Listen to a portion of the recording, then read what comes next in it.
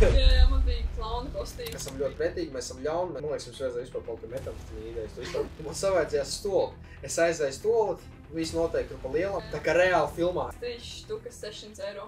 Tātad ir sākusies otrā kvadrāts podkāsta epizode. Šī būs tāda kā recap epizode. Un es šeit esmu kopā ar Esteri, kur ir arī šī podkāsta vadītāja. Sāksim īsi un konkrēti par iepriekšējo epizodi. Iepriekšējā epizodē mēs bijām ar 2 bokseriem, Rodi un Batņu. Abi 2 džeki tiešām ļoti labsirdīgs, bija tiešām nobrīnījies priekš džekiem, kuri cits cilvēks daudz maz daily. Man ļoti pārsteidz tas, cik īstenībā viņi tādi labsirdīgi tādi. Nu tiešām kaut ko mēs runājām, nu var just, ka viņi tā par citiem. Nu, viņš arī pats teica. Nebija vispār arī interesanti. Es kā cilvēks, kas neko nesaprot no boksa. Es vispār nesaprotu, ka viņi tur saka kāds graplings, kas tur vēl bija. Nu, šodien mēs esam ar Esteri, kā jau es iepriekš teicu. Iepriekšējā epizodē viņi netika. Viņi bija aizņemti, jā. Nu, nesanāca tā, bet nu neko darīt. Uz nākamajām epizodēm, cicamāk, viņi arī būs, tad jau viss būs tieši, nu, tā kā vajag.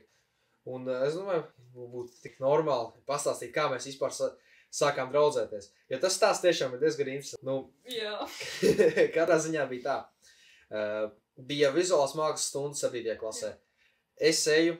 Un es nezinu, kaut kādu iemeslu dēļ, es domāju, ok, es apsēdīšos blakus Esterei. Viņi ir gudri, varētu pašpikot, bet es domāju, ok, nu, vizuāli māklā neko nevar špikot, bet tas ir long term goal. Praktiski man gribēja izmantot uz augstākiem mērķiem nākotnē. Jā, un es vienkārši špikoju konkrēti no Esteras visus viņas darbus.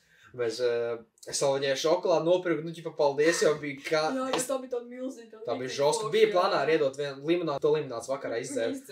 Mēs sākām draudzēties randumā, nu tā. Es viņai prasu mājasdarbs, viņai sūta mājasdarbs, mēs visu laiku darām, viss noteikti tā kā vajag. Un kaut kā mēs sākam runāt, ķipā, viss noteikti tā kā. Un beigās mēs sadraudzējāmies, mēs ešāvām Erasmusos daudzos beigās. Nu, īstenībā jau. Bet, nu, es arī izstāstīšu par savu sasniegumu. Stāsts sākās ar to, kad 8. klases diena, septembris, sociāla uzmanības stunda. Mums piedāvā skolotāji piedalīties tādā projektā skolā mācību uzņēmumu. Un tad, tad skolotāji piedāvā mums iet uz skolā mācību uzņēmumu. Tad es kopā ar Anrīs domāju, atceries mums pirmā ideja taisīt metamfetamīnu. Es biju nosties tikko Breaking Bad, likās itīgi episki varētu uztaisīt. Ne jau īsti metamfetamīnu, bet konflikts. Mēs atradu recepti, bet kad mēs sākām viņu taisīt, es sapratu to, ka Latvijā nav šitas, ir gan jau šitas kukurūzas sīrups. Tikai es nevarēju viņu atrast Rīmī un man pazudīs motivācija. Un tad mēs visādām tur idejām biznesa pārgājām pāri, jo viss bija plāns miljonus, 2-3 miljoni jau, nu, kad pelnīs no SMU, bet nu, beigās nesnāca. Un kā tur bija? Beigās tu uztaisīji savu uzņēmumu, tad es uztaisīju savu. Es pārdevu mēlenes, kuras ir glazūrā. Nu, tu it kā pārdevu, tu viņus neuztaisīji. Es neuztaisīju beigās. Man kaut kā... Es neatceros, kas man apturēja. Pirmā man tā ideja bija atsevišķās vests. Labi, tur nebija nekas interesanti. Labi, es tiku finālā, bet nu ne... Es tieši gribēju pastāstīt par 9. klases esmu. Nē, bet 8. klasē, kad jums bija tur tirdziņi. Kā tu izcēlies? Jā, man bija klauna kostīms, tas bija. Nē, bet tas vispār, tas bija... Nē, tas bija diezgan gudri. Tad, kā teikt, mums nav ideja, mums jādomā, ko mēs darām. Tad mums ienāk tāda ideja micēlī akustiskai paneļi. Tātad, nu, ātrpateikšu, tie ir paneļi veidot no sēņu struktūras. No tos, ko liek studijā. Jā, kas slāpē skaņu no telpa, nu, slāpē skaņu telpā. Un tad tā bija mūsu ideja, pienāk pirmais cits bazārs mums vispār, mums nav paneļi, mums nav nekā tāda, mēs ātri izdomājam, kā mēs varētu, nu, žūrijiem mēs stāstām par to, kā mēs veidojam to visu, nu, mēs žūrijiem nemelojam, mēs jau stāstījām visu, tā kā ir. Es par to biju lielā šokā, ka mēs vispār uzvarējām, nu, nomināciju. Tas bija tā kā tiešām tāds wow. Viss tāds lūkā, cik piķi dabīja no tā visu. Jā, piķis 3 štukas 600 eiro. Martā mēs, kā teikt, mums bija jāvāc balsis. Un es atceros, kā mēs tur Rīmī veikalā vienkārši ejam tur līdz 11. vakarās ar mīglu končām, ejam cilvēku. Es biju vienreiz līdz pat. Jā, mēs aizbraucām vienreiz uz Rīgu. Jā, tur bija tā, ka vienkārši tur jāuztais video bija, lai viņiem tā kā krātu balsu, un beigās tas dabūtu vairāk balsu, tas arī dabūtu vairāk naudu. Un viņi, jūs komandu uztaisījāt video, bija diezgan labs video, bet tā kā balsis visvieglāk dabūt bija vienkārši staigājot pa ielu. Un kā vācot, un to arī viņi darīja.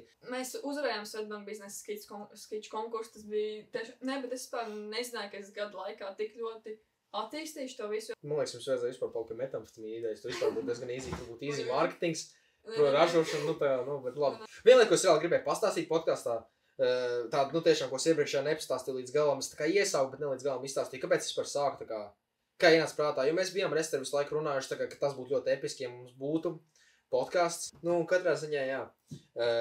Doma man bija tāda, nu, ka, nu, būtu forši ir podcasts. Bet es nebiju tā līdz galam par to aizdomājies. Es skatījos, man patīkās klausīties podkastus un skatīties un visu šito te, kas saistīts viņiem, jo, tādā ziņā daudz informāciju iegūst tur. Es par neesmu nevienu podcastu redzējis, tā kā vispār. Un viņi ir pašai savs podkastus. Tas ir iegodīgi reizī, tā kā lielākā daļa noslas vismaz vienu. Esterē bija tāds, es uzreiz sākšu. Nav sūdīgi, bet, un doma tāda, ka es biju šitie mājā vienu dienu, es skatījos, podkastu savā istabā, un man savaidzījās stoli. Es aizēju stoli, visu noteikti tur pa lielam.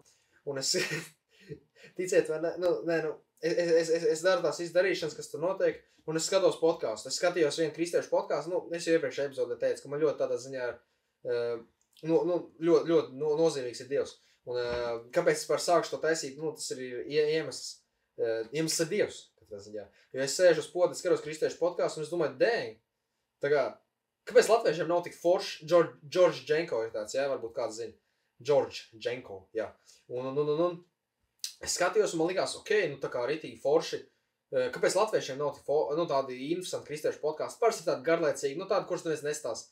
Un tad man likās tāds, es arī varētu kaut ko tam līdzīgi uztaisīt. Un tajā brīdī tā bija tikai un vienīgi ideja.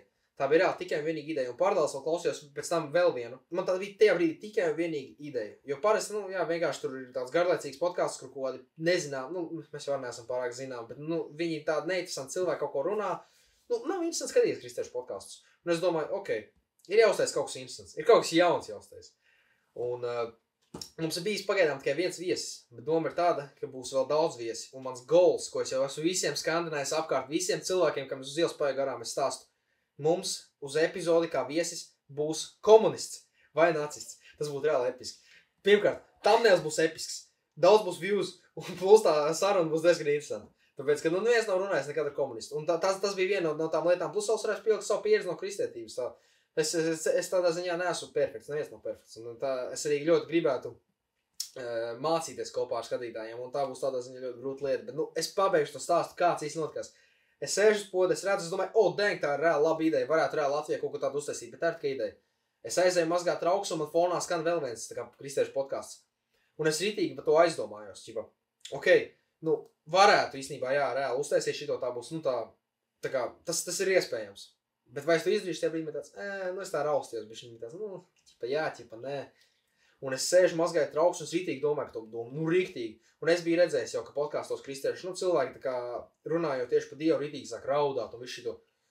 Un es tā kā mazgāju un man pēkšņi vienkārši, es neesmu, veids lieliem pautiem, es neraudu. Tā kā, un es mazgāju un man vienkārši bija, ne no kā. Un šeit, visticamāk, viens netic šitam, paļi bomba, ka necēs. Bet, tas bija tā, kam reāli kristieši, kurš skatās, ticamāk, tam nocēs. Vai arī, tāds cilvēks, kurš tā kā, es nezinu, katrā ziņā tā ir neticama lieta, ko dzirdēt, bet, es vienkārši sēžu un tēk man asars, domāju, kas notiek, es taču sveic, kas pasūķība.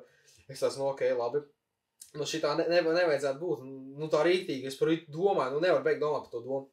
Es aizēju kurtu pečku, es metu iekšā malkus, metu, un es nevaru, man vienkārši visas acis ir sarkanas. Es jau turpinu skatīties to podcastu, un viņš pasaka vienu lietu, ka tā neliela nianses, ko es ķipa zināju pa Jēzu, bet tā nelīdz galam, kurš teica, ka Jēzus ir mūsos visos, viņš vienkārši neparādās tādā vienā brīdī, jā, tagad tu esi mans sekotājs, mans ticētājs un tādā garā. Viņš visu laiku ir bijis, ir tikai vai tu viņu redzi, vai tu viņu neredzi. Un mēs izvēlamies, vai mēs viņu redzam vai nē.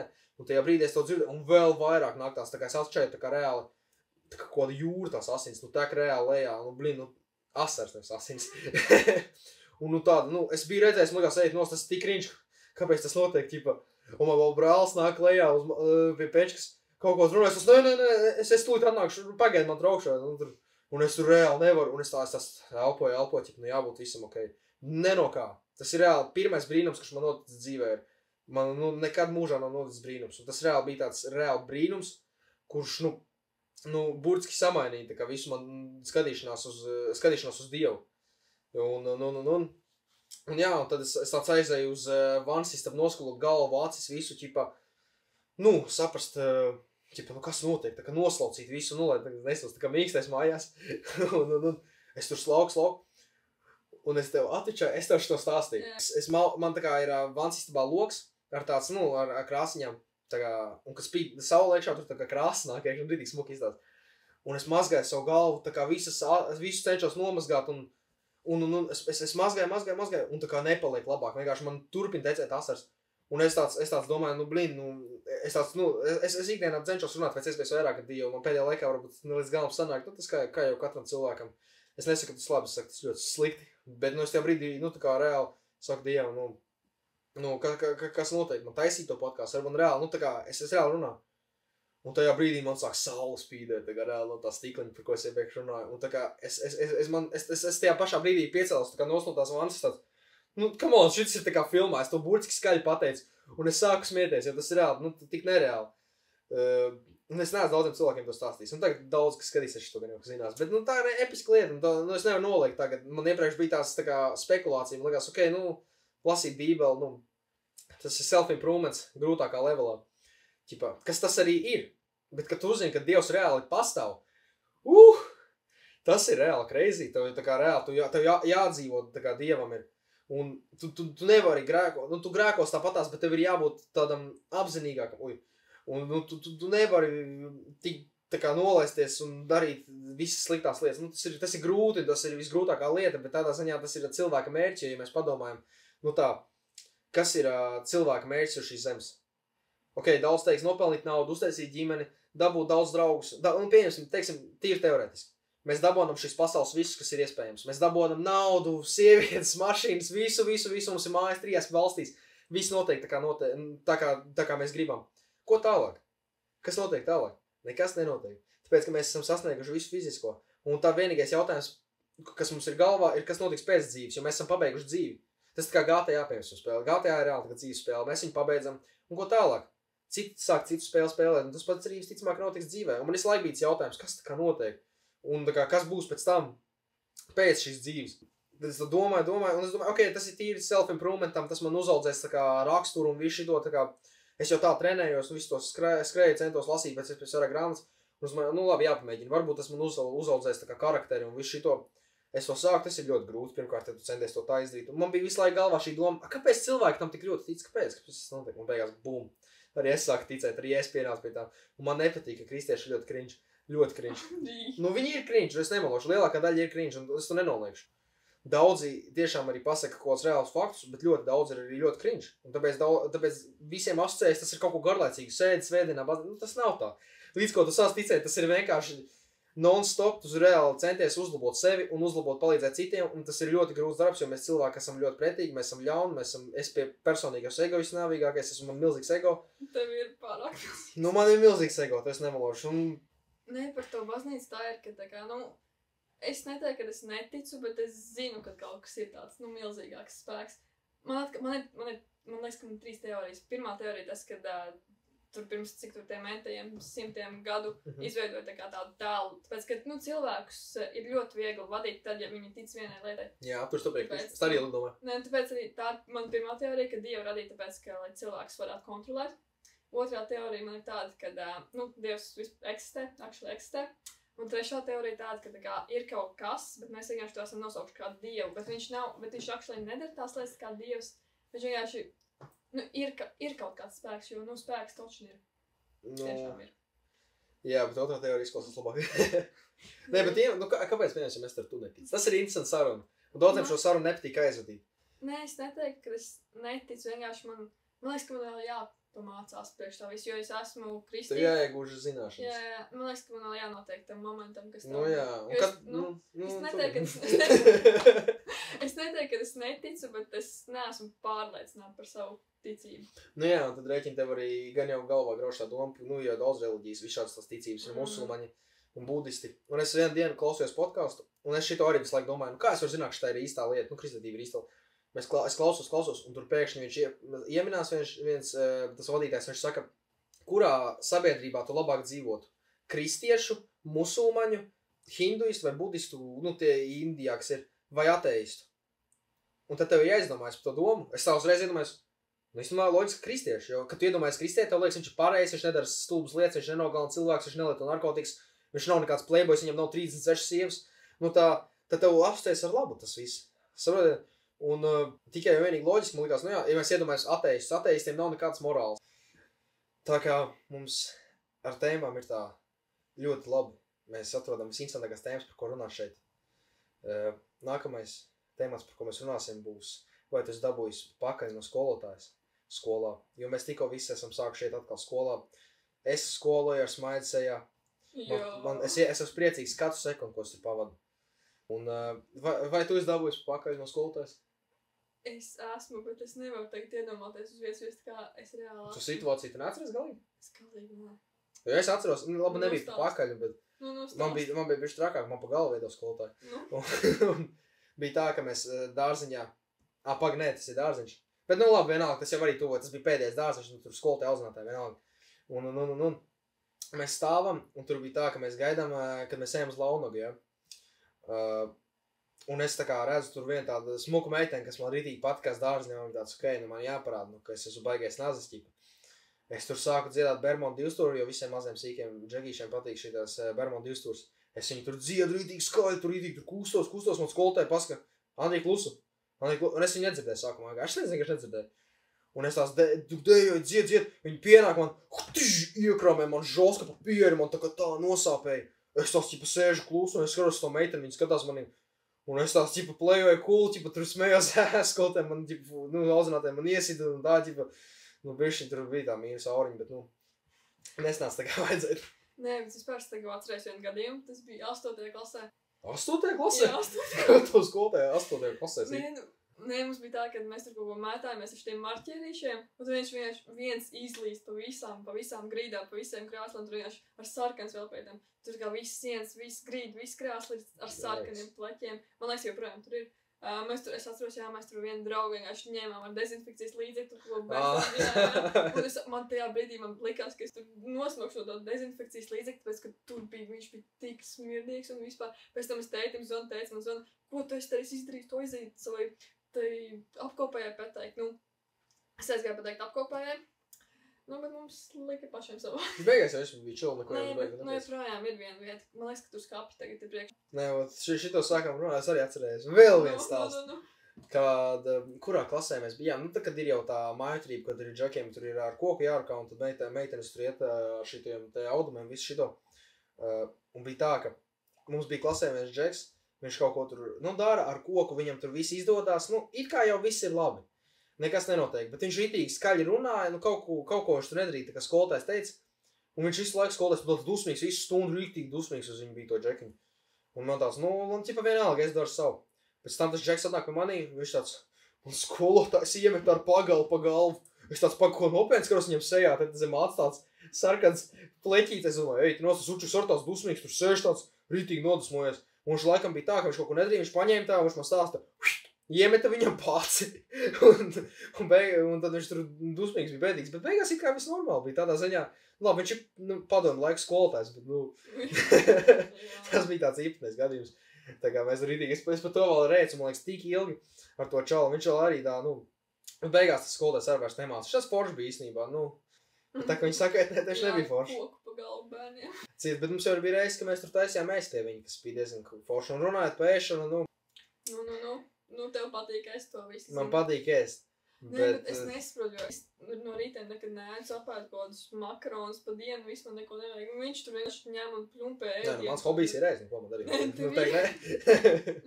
Bet, es tieši gribēju iedziļināties par to, ka ir tādi cilvēki, tādi nezinām, tādi briesmīgi veģetārieši. Tādi, kuri neēd gaļu vispār, un viņi ir drausmīgi. Es neēdu gaļu. Nē, es ēdu maķīšu gaļu, tā ir vienīgā garšīgākā. Un nugget, tie ir visgaršīgākie. Labi, nugget ir garšīgi, bet KFC daudzreiz labāks. KFC vistiņas, tu vēl nedēļu viņas jutīs savā vēdrā. Tās vistiņas ir reāli bomba. Bet, katrā ziņā, jā, veģetārieši, viņi nav īsti.